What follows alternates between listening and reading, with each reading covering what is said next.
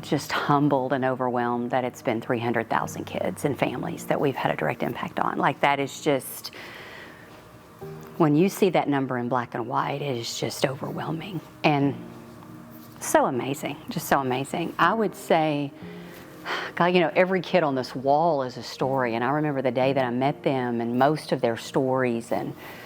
But I would say one of the kids that always has stood out to me was Sherman, and he was the very first child that we ever profiled on television more than 20 years ago. And he really was the one that showed me the need that kids in care in our state have. But he also showed me his resistance and his determination, and his attitude was so positive. And for everything that he'd come through successfully, to still have such a positive attitude as a teenager, and really to grasp the fact that he probably would never get adopted. So I say, and I don't know where Sherman is today, but I wish Sherman knew what he was so instrumental in doing this.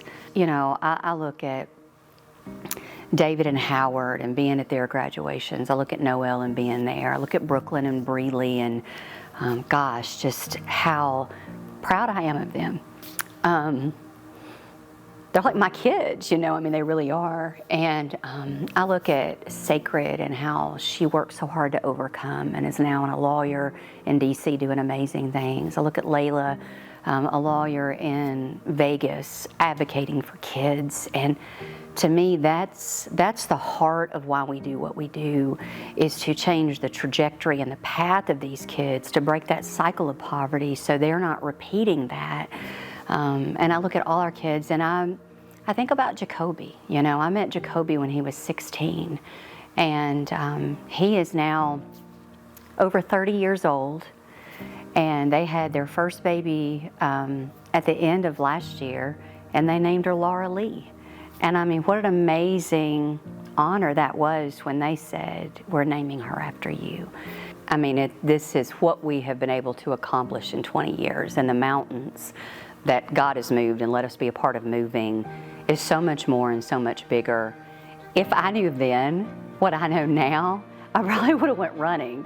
But I'm just so thankful that I didn't. I'm thankful that the vision was kind of given in increments, and my faith was built in increments, because what we're doing now, I didn't have the faith to do 20 years ago. There's no way that I would have had the courage to step out and say yes and be bold in our faith and our vision like we are now.